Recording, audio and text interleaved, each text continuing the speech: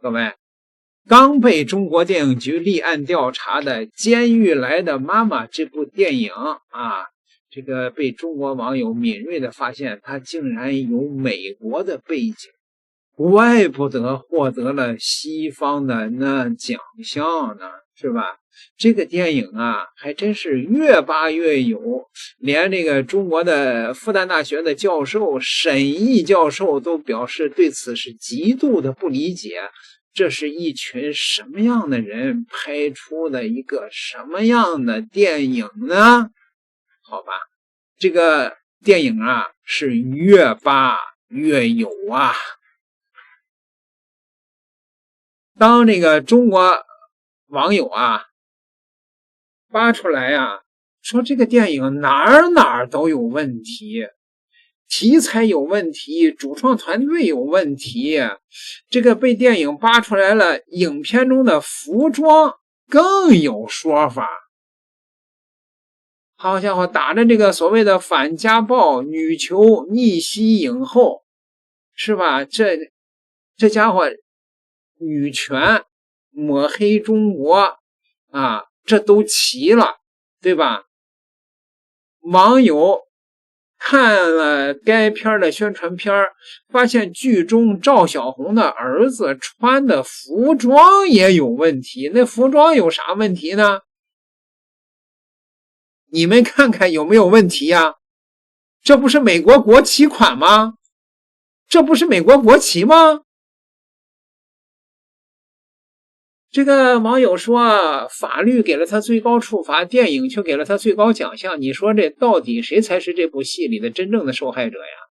監獄來的媽媽這個電影劇情啊，有個細節讓人細思極恐啊。劇中兒子的衣服要表達什麼意思呢？如果日常穿這個就是一件普通衣服，但是放在電影裡，這就是一種觀點引導啊。顏色革命是複雜且隱蔽漸進的吧？這不是一件美國國旗嗎？當然，这不能歸咎於孩子的問題，因為說到底，他只是按照主創團隊來行事。這衣服啊，問題是他該不該出現在電影裡啊？有中國的網友開始質疑了，這就是一種文化植入的觀點引導啊！以前的讀教材不就是這個伎倆嗎？是吧？或許有人講沒必要會上綱上線吧，但是深挖下去也有些令人費解與細思極恐的地方啊，朋友們。這部電影的導演、主創團隊和剪輯審片人難道沒發現問題嗎？還是覺得就要這樣啊？說這麼多問題能過審能上映，這簡直就是奇蹟呀！而且這個片子還有一個最殘忍的地方，不單是美化犯罪者，而是讓受害者的家屬延續痛苦。導演為求真實，讓受害者的母親和兒子本人參與出演，還穿了個美國國旗，這如同在對方的傷口上撒鹽，還問對方痛不痛。站在人情道德方面，都是一場赤裸裸的殘忍吧。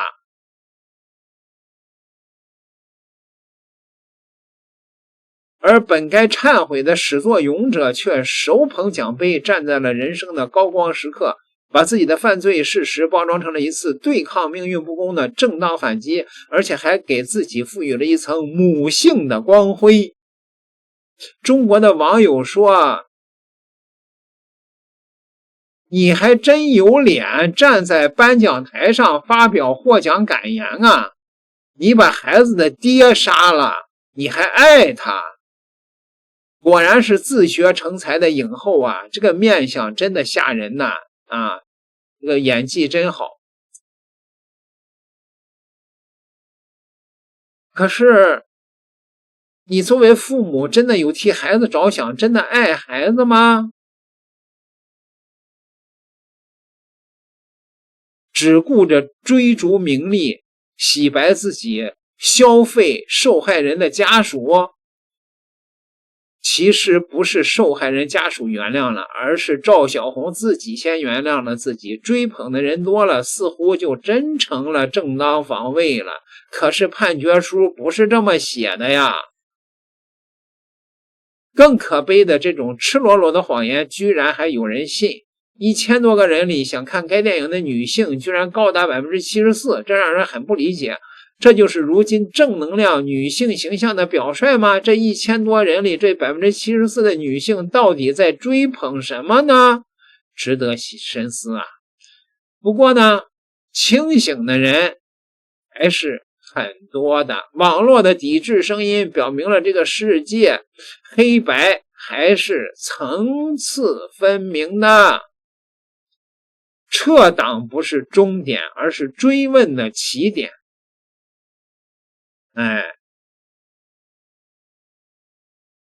雖然這個影片已經宣布撤檔，主演已經被封殺，但是部分網友還是要呼籲追查到底，所有的主創團隊、出品人都得為此承擔相應的責任。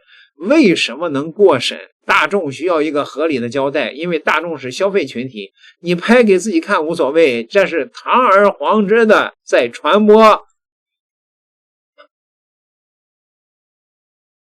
好吧，創作可以天馬行空、百花齊放，但絕不能脫離法律框架，涉及真實事件的改編，應尊重司法判決，敬畏法律的權威，恪守公序良俗啊。那這個事情，沈毅教授是怎麼看的呢？因為境外對於這個中國的監獄、中國的這個法治體系是有它一貫的抹黑的。基於這個國際話語權博弈的這樣一種需求，那麼我們需要去拍一些片子把它給弄好，就跟他講一講就是真實的故事是怎麼進行寫照。今天上這個節目之前，我在一些那個微博上看到了一段視頻，這段視頻很有意思，也很能說明問題。就是那個老外在那兒提問，這是一場問答，那邊是創作劇組。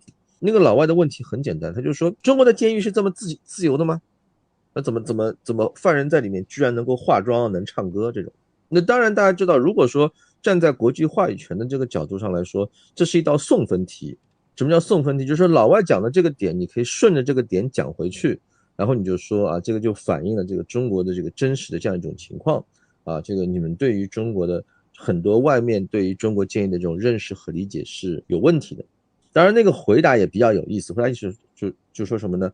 啊，那個只是表象了，真實現象就是中國用了很多那種監控技術啊，這個是可以取代獄警來實現那個點。你就能很明顯的發現，那個回答問題的人，他不是站在為中國辯護的角度在講這個問題，他有他某種很明確的價值觀。當然第三個呢，我覺得另一方面，我覺得這件事情非常可喜的一點在哪兒呢？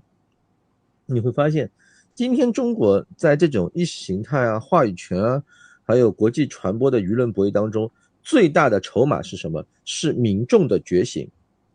什麼叫民眾的覺醒呢？就是民眾不再滿足於接受精英的灌輸啊，一個特定的圈層，比如說制片，比如說導演，他們有他們自己的理念。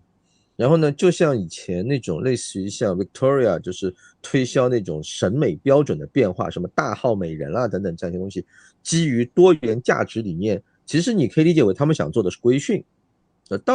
我倒不覺得那些人真的是要做到這種煽顛的這種地步，他們可能顛還沒有顛到那種程度，但他們享受規訓，就是少數精英用自己這個前瞻性的對於人類普世價值的這種深邃洞見去教化你們這群蠢貨讓你們這些蠢貨這個能夠就是就反正接受教育吧，就有這樣一種東西。但是很明顯的是民眾不買賬。民眾不買賬，因為這裡面涉及到兩個問題。第一，你所傳播的這個價值，現在大家在平視西方之後，覺得你的很多這種價值東西是有問題，這是第一。第二，你選擇的切入點是有問題的，就是什麼？這個不要去叫別的東西，有沒有實事求是？什麼叫實事求是？就是你演的這個人，他的這個事兒跟法院的這個判決能不能對得起來？目前網民認為對不起來，你把法院駁回的不予採信的東西作為你電影情節的主要背景加以採納，這種制作方式，這種藝術加工，我們都知道，藝術啊，別人就說你说你不懂吗？電影是藝術，對，藝術來自於生活，它高於生活，但是高於生活不叫扭曲生活，生活當中它是黑的，你藝術不能變成白的，否則呢叫做藝術為生活洗白，這是錯誤的。這是民眾的樸素情感嘛，對吧？民眾的樸素情感，為什麼？因為你承擔着傳播，你承擔着價值，你還拿到了龍標，你還去評那個獎，你怎麼能做這樣的私貨呢？這肯定是不能接受的。所以我覺得這種討論是有益的。為什麼呢？因為這幫人這裡面最諷刺的一點是什麼？這幫人最喜歡用的一個詞叫什麼？叫啟蒙。什麼叫啟蒙啊？啟蒙其實有2種。第一種是什麼呢？第一種老百姓不懂，你教會他，他懂了 ，OK， 這叫啟蒙。第二種是什麼呢？你瞎搞一氣，讓老百姓覺得不滿了，然後在不滿的過程中，老百姓去學習什麼是对的，什麼是錯的，然後把你給弄了。這個時候你起到了一個客觀啟蒙的作用，我覺得這也算是歷史進程的一種，也是另一種啟蒙了。那這裡面有幾個點比較好奇，但是這幾個點呢，也大概能夠說明一些問題。第一個，我看到一些說，就那個片子一開始不是拍個文藝片啊，不是拍個劇情片，一開始是拍個紀錄片。我能想象的就是，確實這個拍紀錄片或者說什麼可能是有需要的，什麼需要很簡單。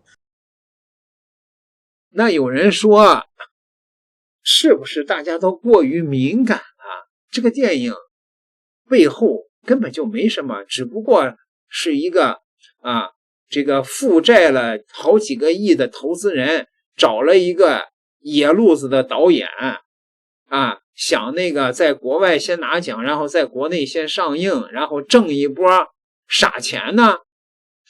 网友的眼睛是雪亮的。這個影片的出品人，他跟克林頓還有合影。克林頓的老婆是希拉里，希拉里是美国 NGO 的那个不能說是大金主吧，是操盤人吧，對吧？這中國網友可就浮想聯翩了這個就是投資人這到底是怎麼回事呢？而且這裡邊還有腐敗問題為什麼呢？因為這部電影這個秦小雨開始的時候2019年是以紀錄片的形式向監獄管理局申請的，而且呢他是拍了2套素材，一套是紀錄片，一套就是这個電影。拍完以後以紀錄片先備案，偷偷的改成劇情片，在電影局再補備案之後去西班牙電影節拿獎，再回國申請公映的許可。這套路子問題大了去了，各位，這不查那是沒事兒，一查呀上了秤，千斤重也打不住，這一溜的人都查查吧，這可不怪中國網友敏感吧。各位點個訂閱，下期再聊。